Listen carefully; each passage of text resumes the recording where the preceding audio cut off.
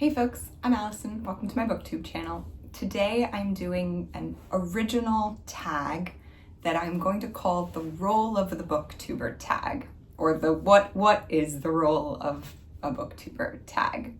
There are two things that have happened in the not so distant past that have made me think about this a lot. The first was the shuttering of the Washington Post's book review, which was one of the only standalone books sections in a major national newspaper in the United States. And that has gotten me thinking about the democratization, let's say, of book criticism and book reviews. I think a lot of people who might used to have gotten book reviews from a newspaper delivered to them on the weekend now get it from YouTube. And I have just been thinking about if that's a good thing or a bad thing and what that means for my role as a YouTuber. And the other thing is the conversation online around the sort of coordinated media campaign for Madeline Cash's book Lost Lambs.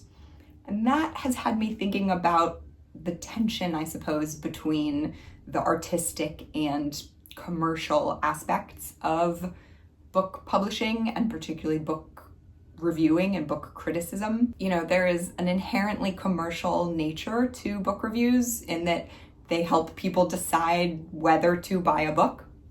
But I think there's also a sort of non-commercial aspect to it, which is, at least in theory, digging deep and engaging in some kind of analytical, critical analysis. And I think those two things don't always sit perfectly comfortably next to each other. So out of those musings has been born this tag. The first question is, how do you primarily view your role as a booktuber? Do you view yourself as a critic, a curator, an influencer, an educator, an entertainer? How do you view your role? And I struggle a lot with this, actually. I feel like I don't have necessarily authority to be a critic in some ways. Entertainer feels in some ways insufficient, because I would like to think that I'm communicating something of substance. I feel like the thing that I can bring to someone is that I have maybe read a book that they haven't read and can tell them about that book, and they can decide if they want to read it. And if there are people out there watching, my videos or coming across my channel and looking at a playlist of past reviews, maybe being able to get a sense of my taste and if their taste is similar to my taste, and that can be useful information. And I hope the videos are entertaining. I have been learning a lot, I think, about media presentation and video as a medium through the course of doing this hobby. I always am trying to improve my verbal presentation and how things are edited to hopefully keep it interesting. So in that sense, definitely, I also view there to be an entertainment piece, because if your videos are boring, no one will want to watch them. I don't like to think of myself as like an influencer. That just sounds like a very formal kind of job. It sounds like a job to me. Being an influencer sounds like a person with a particular kind of marketing job. But I do think I do try to be thoughtful about the kinds of opinions that I'm giving and, the books that I'm reading. I don't know that I think having this channel has really influenced the kinds of books that I'm reading. I set out with the intention that it would not, that I would just read whatever I want to read, and then I would just review whatever I've read. But I do think I'm more conscious of the choices I'm making about the books that I'm reading, because I know I am then gonna go tell people, oh, these are the 10 books that I just read. So yeah, that was a long answer. I guess I would say I think of myself primarily as maybe a sort of curator and an entertainer, but I am conscious of the influencer piece in the background. The second question is, do you have any educational background in literature, literary criticism, either formal or self-directed? And to the extent you're comfortable saying it, do you have any other kind of educational or experience background that you bring to bear on the analysis in your videos? And the answer here basically is no. I took a lot of literature classes in college, but that was a very long time ago. And I remember some of what I learned. I think the analytical tools that I learned, I still have in my toolbox and try to apply to my analysis of, of what I'm reading. But I don't have any kind of like real formal background in literary criticism. And, in the way that someone who is working in the book section of the Times probably does have, a journalism degree, or maybe even, a master's in literary analysis or something. So, and sometimes I do feel a bit intimidated to be giving my opinions on the internet of what I think a book means, or saying, I didn't like this book, I didn't think it had very much to say. I'm always very conscious of the fact that maybe I just missed it, maybe you just had to know about some tradition in the canon, some line of books in the canon that this person is responding to, and I just don't know about it, so I didn't see the there.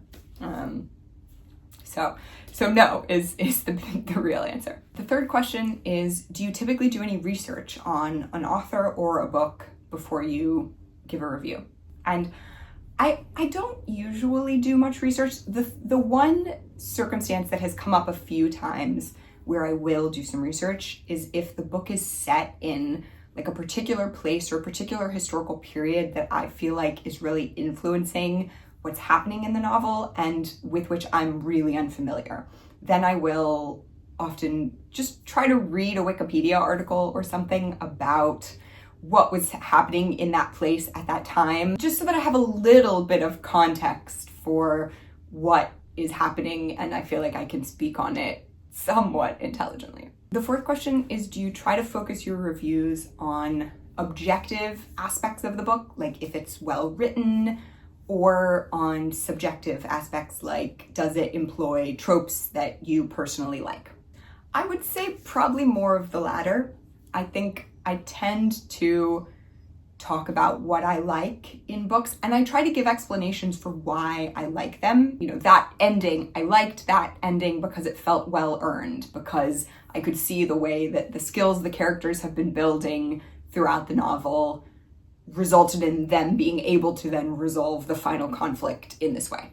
That kind of thing. I think I will try to give like an objective basis for why I liked something, but I don't tend to do a lot of criticism in the sense of like, oh, this is maybe a reference to this other book. I mean, I read a combination of like fantasy and books that are more just fun and books that I am trying to sort of noodle through. I read A Portrait of the Artist as a Young Man by James Joyce, and my review was mostly just that I felt very confused. So that's obviously a very subjective review. I don't think I tend to give very many opinions that I think are like objective in terms of, oh, this was really well written, so much as I try to say like, I really liked the writing really worked for me, because I like writing that does XYZ.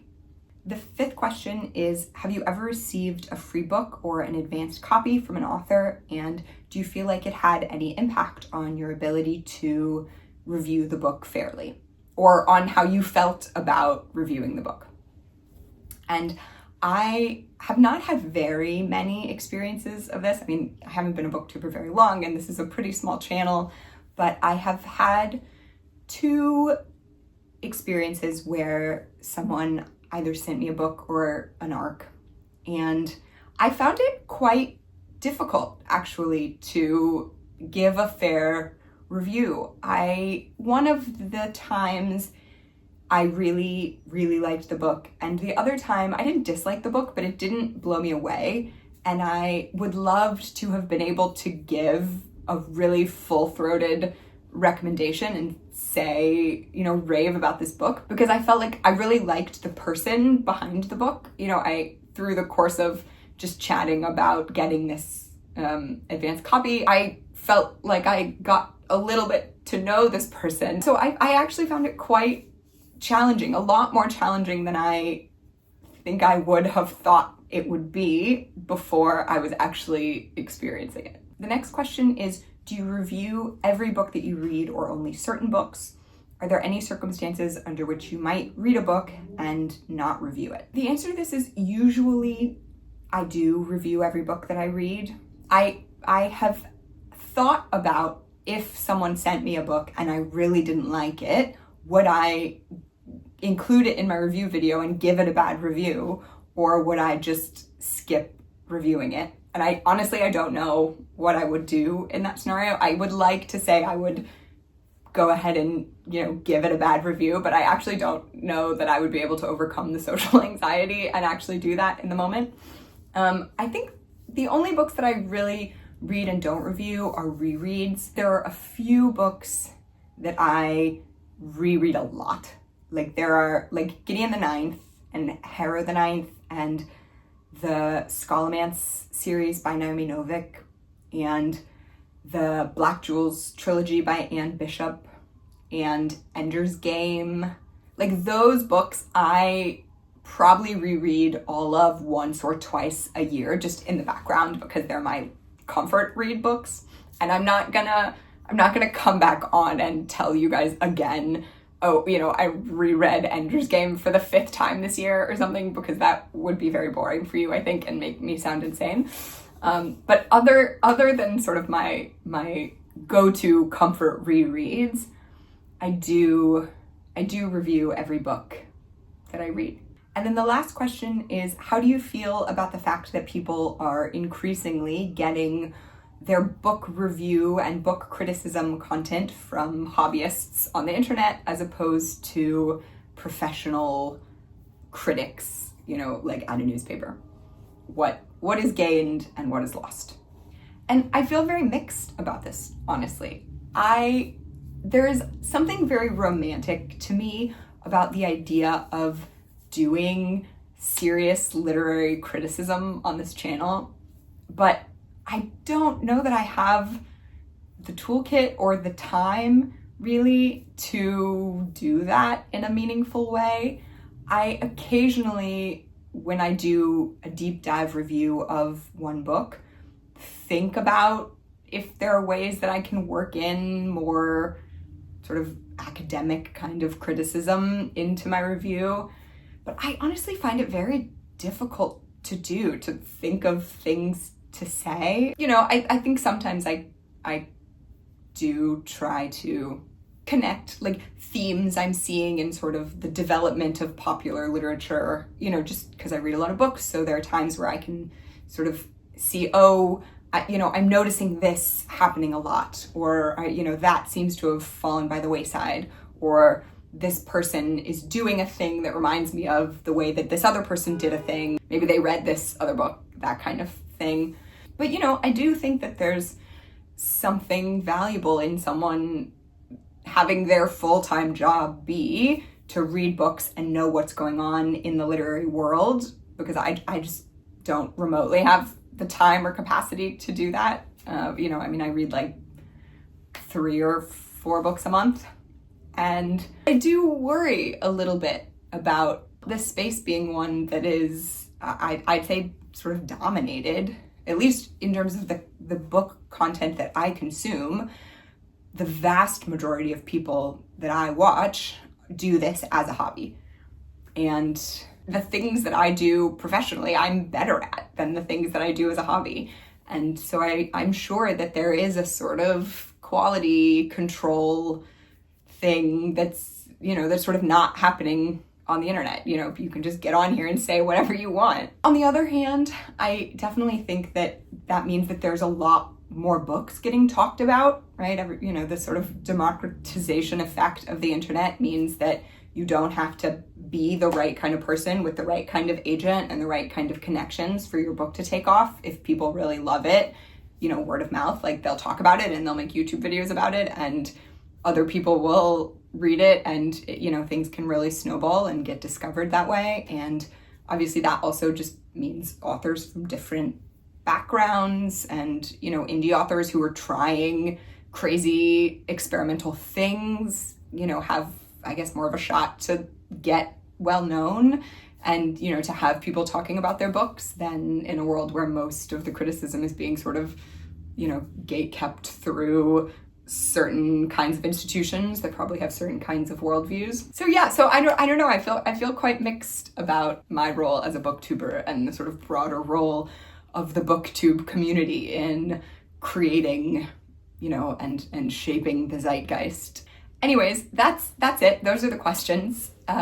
I would love to tag Books I'm Not Reading and Book Chat with Pat and Sui's Book Banter and Cat and Too Many Books. Obviously, only do this if you have time and you think it's interesting. You know, if you have a backlog of other tags, please do not feel any pressure to do it. And anyone out there watching, if you know, even if I haven't tagged you, if you are interested in answering some of these questions, I would love to hear other booktubers' perspectives. You know, if you watch a lot of booktube videos, let me know in the comments how you feel about the role of booktubers in the literary content that you're consuming. I hope that you enjoyed this video. If you'd like to hear more from me, please consider subscribing. And thank you so much for spending some of your one wild and precious life with me watching this video.